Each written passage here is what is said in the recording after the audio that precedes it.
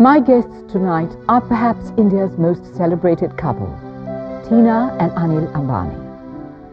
Her charm, his millions. Her glamour, his status. In our last rendezvous, they spoke of the beginnings of a love they almost lost. Tonight, we continue with the next chapter, their second chance at finding happiness. Anil and Tina Ambani. Just let your thoughts, your dreams unfold. Let's talk of love, of tales untold. Speak so I can see your soul. How did you both get back together again? In that 3 to 4 years of non-communication, Yeah, there's one time. there's only one time He that I called. communicated to her, Yeah. and I heard on TV that there was a major earthquake in Los Angeles, You know, in '89, Yes. I and was she in was LA. in Los Angeles at Yes. that time. So I got her number, and I called her, and fortunately for me, she picked up the phone. If I hadn't picked up the phone, he wouldn't have even asked for me. Yeah. I know that. So she picked up the phone. Luckily for me, I and picked up the phone. I heard a voice and said, "Are you okay?" And she said, "Yes," and I just hung up. That's it. That's it. He called and he said, he heard my voice and then he said hello, and I said hello, and then I realized it was him. So I said, hi, what a pleasant surprise. And he says, are you all right? So I said, yeah, I'm fine. Why? So he says, no, because there's a big earthquake. I said, yeah, well, it's not nearby here, it's quite far from here. Before I could finish that sentence, he disconnected. And I remember that was the time when I was so upset and crying away, and I said, why the hell does this guy call me, come into my life, revive everything? Come into your life Yeah, well, for you know, 20 you just, seconds. yeah, well, that's No harm in checking they whether you're don't alive or realize dead. Yeah? how these things work. After you know? years of silence. Yeah, and then you suddenly call, and at a very harm, crucial guys, of time, checking? because Oh, man. you know it obviously he cares. That's why he wants to know whether I'm okay or no, and then just puts the phone down. and Now, how do I doesn't even talk to him? complete the conversation. I think the least he can do is complete the conversation, but you know that's how But he there was is. no conversation to be had. Well, probably. This will be a sob conversation. Why? Because you're talking to somebody after 3, 4 years or whatever Someone is that that period of you time, somebody that love, you care for, somebody yeah. that you loved for. So if you Love, get yeah. into it, then it's endless. But by the time Then by it would be endless then, love, you know, or something. I have to sing a song or something. But obviously you cared enough to phone. Yeah, that's, there was as long as she knew that, that's about it. Yeah, I think. My message But was by conveyed. then, My message was conveyed in 30 seconds. that I I care still for care you. for you. I still care for you. I called you. I checked out whether you are dead or alive, and that's it. Men are funny, aren't Yeah, they? they're very funny. Strange. They're from Mars. Yeah. Let's from face Mars, it. So then how did you get back together? I think that we had been through many years of no communication. I've had a number of conversations with my parents You have. in terms of where I really want to go, and I said there is no pressure on you, and I will do nothing to displease you because they don't deserve anything but the best. But this is what I believe in, and this is what I would want to do, and whatever I will do will be only with your blessings and your consent. You know, and I'm ready to wait as long as it takes, and if I change my mind along the way, I'll let you know too. I mean, either ways. To it, and so that process of persuasion and discussions continued, And all this time you were refusing all the marriage proposals that were coming. absolutely. And one particular time and moment when I discussed with them, and they said, look, you know, if you've decided that this is what is best for you, then you know, we will support and we will bless this, and you know, be part of all this. And I said, if that is the case, then I'll establish contact with her, and I'll find out whether she's still interested in coming back and talking to me and meeting me. She may have said absolutely not. She could have been involved with somebody else. If I had my options open during that period, she had her options open too. And so I called her, and I just asked her very casually when she is coming to back to India. He called me in States and he says, when are you coming back? And I said, again, like after 2 years, and I said, for what? And he says, aren't you coming back to Bombay? So I said, yes, I am, but not now. So he indirectly told me that you should come back, and I just brushed it off. I said, yeah, I will soon come back, and I just didn't come So she back. said she's coming after a few weeks or whatever it is. So I went off to Australia. after a few weeks, my parents asked me, when is she coming? etc. I said, yeah, she's coming next week, this week, that week, and she kept on prolonging for whatever. No, I don't think I was prolonging, but I just didn't want to come back to Bombay and, not that I was looking for a commitment, but what do I come back to? I mean, I wasn't sure. Every time I had to come back to Bombay, I was very uncomfortable because I was out of movies, so I had no friend circle as such in movies, and I wasn't doing anything else. So I wasn't too keen, and I just didn't know why he was calling like this. So I just wasn't sure why. And just something said that you can wait for a while. There's no need to rush back. Something within yourself sometimes tells you. Yes. I think the last week he called, the week before I came, he called and he says, you've been saying this to me since last 6 weeks that you're coming back next week and you haven't come. He says, I'm not going to ask you again when you're coming back. And I realized there's something going on and I shouldn't miss this. Now I should go back. And so that following week I came back. We met. You didn't even ask her? He didn't mention anything to me. He didn't say that I want you to come back and meet my parents or, I want you to come back or anything. I had to first figure out what this ghost looks like now after 3-4 years. I want to figure out. But so as I said, the only way to assess that is to really get her back and meet her in person and talk to her.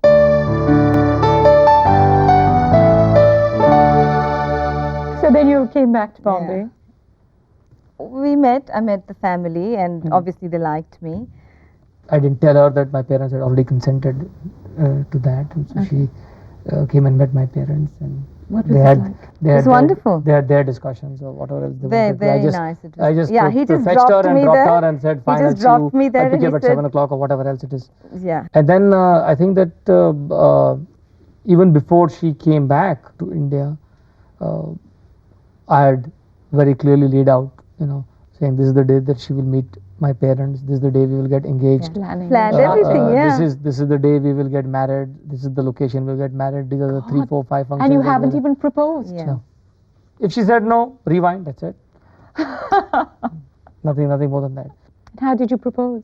Before I could do that, Yeah. and I left the room for a few minutes, my brother asked, Spill the beans, my brother yeah. asked Tina and saying, so how do you feel that you're going to get engaged day after tomorrow? He says, how do you feel about getting married so soon next month? Are you ready for it? What are you saying? And I said, what? And I remember my sister-in-law saying that, oh, don't listen to him, Tina. He just has this habit of, making fun and he's just joking or something. But obviously I understood that, everything was planned. And Anil had just walked in. Humor is not a great quality for my brother, so that's okay. So That was it. Yeah, so that was it. So I knew. I think that the formal proposal I really made was to my mom, yeah. I went to her house in car. Tina's sister and brother-in-law were there. They both were quite shocked to see me there Yeah. because they didn't know what was going on. So Tina's brother-in-law went to tell her mother, saying that Anil is here. So she asked, what's he doing here? She didn't believe. She didn't believe that. First of all. Anyway, She didn't she believe. got decked up and she came out. No, she came out and she saw him and she ran back in. She got dressed and came out. She came out and I said that you really love your daughter Tina very much. And she said, yes, absolutely. And I said that no wonder, that you've not decided that she should leave this house. I said, well, if that is the case, then, there's nothing for me to say because then you can keep her here. Otherwise, I very much wanted to get married to her. And that's when she realized And that, she just looked at me and said, what? Expression was what? And the next thing she did was she held her right hand out to me at that, and what I am supposed to do is to tap her hand. Oh. And so I just tapped her hand and that was the proposition. He was trying to tell her indirectly that I want to, propose Very to her. indirectly. Yeah, very indirectly. But my mom was so naive, she didn't even understand it for a long time, I don't think I would have understood. Just as that was getting over, I was at the fag end of my last shot. In walks Tina's brother, who was equally shocked of seeing me. Yeah. And then I told him, I said, this is what I have just done, which is I proposed to get married to your sister. He says, immediately I need 2 large scotches. Yeah. And so 6 weeks later, you both got married. Yeah, 6 weeks later. Anil भाई रूपाड़ा रीता भाभी गजगामिनी रूपे मधी अनिल भाई रूपाड़ा टीना भाभी गजगामिनी रूपे मधी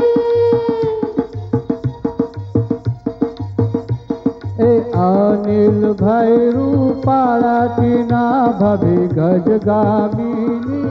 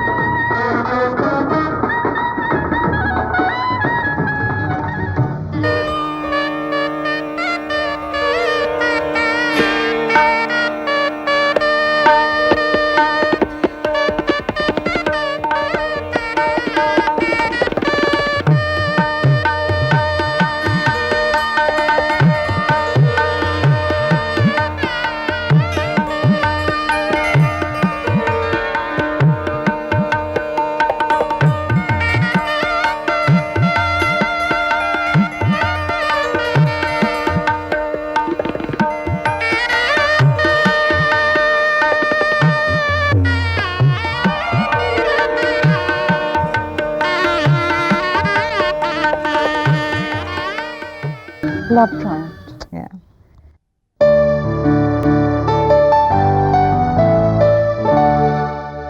As Mrs. Tina Ambani, have people around you changed, or do they say you've changed? I don't think I have changed. I don't think I have changed. I don't know what people think really. People around me probably have changed a bit, but I always had my own identity. Even before I got married, I was an actress, so I was always used to people around me changing because of who I was then as well. So it wasn't much different for me, except that it was on a much larger scale, on a much higher scale. So people have changed, but you know that's part of human nature. You live in a joint family, do Yes. you? You've always been very individualistic. Do you have the freedom to do what you wish to do? Absolutely, absolutely. I have all the freedom to do what I want, and if there's any restriction, it's been put by myself. I mean, because in our society, I really believe in our culture that when you get married, it's not just to the guy that you're getting married to. Yeah. The family's part of the marriage, very much part of the marriage. And I was brought up like that, so it's not been difficult for me. What would you say you've brought to each other's lives? Happiness, I think. Lots of happiness. 2 beautiful children. A wonderful marriage, touch wood. Touch wood. I think the right blend of 2 individuals getting together, and that is a blend that's helped evolve ourselves. But since Tina came into your life, Anil, have you started doing things that you never did before? No, I think that I think the only change, I knew that he was first married to Reliance and then me. Yeah. So the only change that I really think has taken place in him is that he's loosened up a bit. He has. He's loosened. yeah. Well, it's easier for him to communicate with people now, which I'm sure he did earlier as well, but not as easy as he can do All he now. has to play dumb charades. Okay. So how do you cope with an alcoholic husband? Sorry, I mean...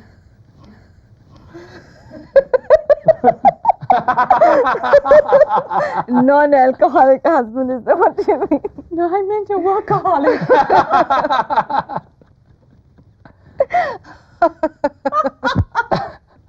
Terrible. This is a bit that must come into your.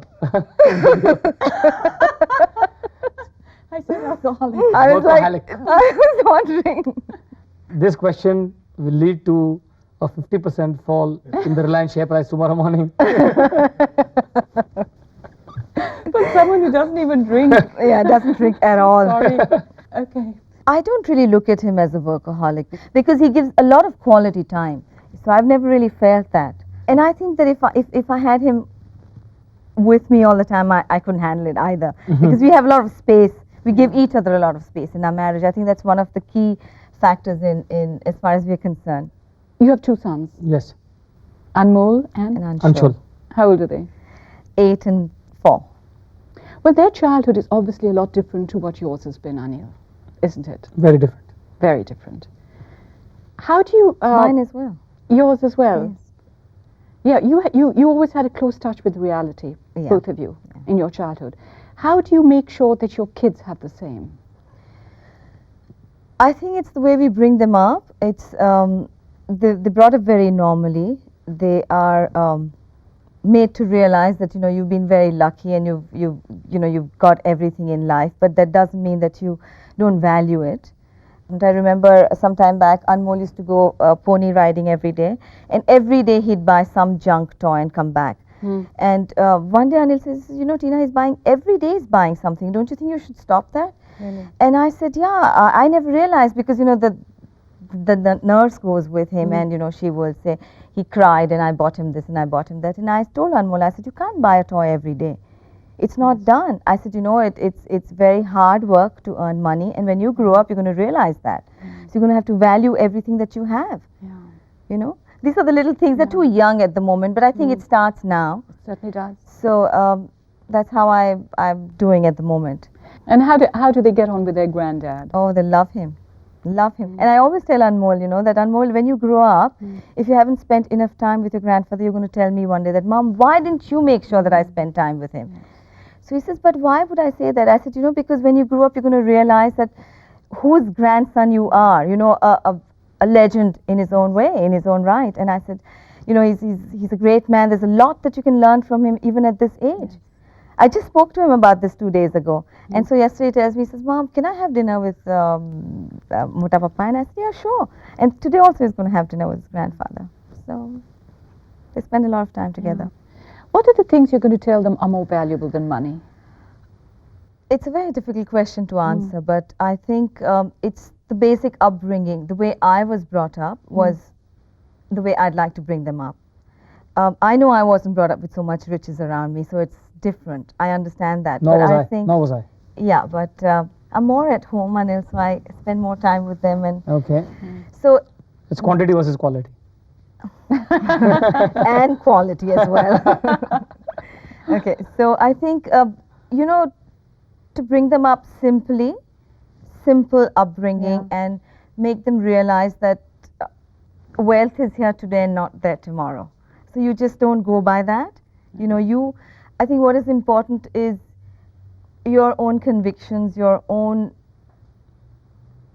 thinking of whatever, your own ability to handle a situation. People feel that when you have as much wealth and power as you both do, that you're automatically shielded from the problems of the average man.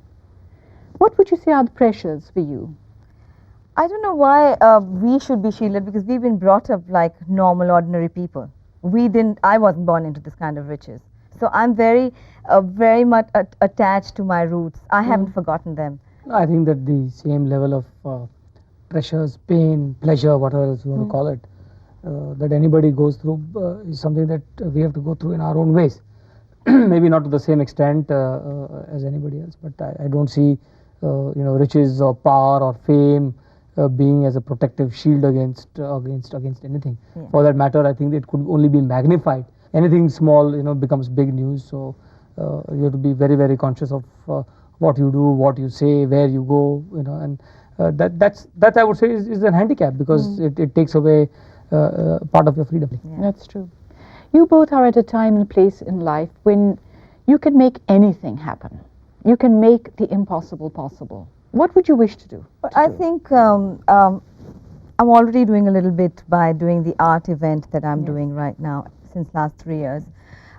It's our way of saying that we care for artists, we care for upcoming artists. We want to give them a stage to launch them. Yeah. So at the moment, I'm not thinking about it, but I know in the future, once the kids grow up and I'll have enough time to be able to look at other things and get involved with doing a hospital project, maybe get involved with that, get involved with so many other, there's lots of opportunities for me.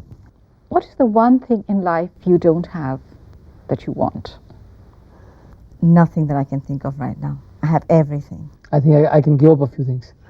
With the grace of God. Yeah, by the grace of I can God. give up a few Everything. things. There's nothing that I can think of that I don't have. I think I've been very fortunate, and I'm a very God-loving person, and I'm thankful to Him for whatever He's given me, and I don't think I could wish for anything more right now. Nothing. So be it. It's been just wonderful talking to you. It's wonderful to see you after so many years. It is. You still look as gorgeous. So do you. Thank you. It's been a lovely evening. Thank you Thank so you. much for coming, and thank you for this Thank you. rendezvous. Thank you so much. Thank you.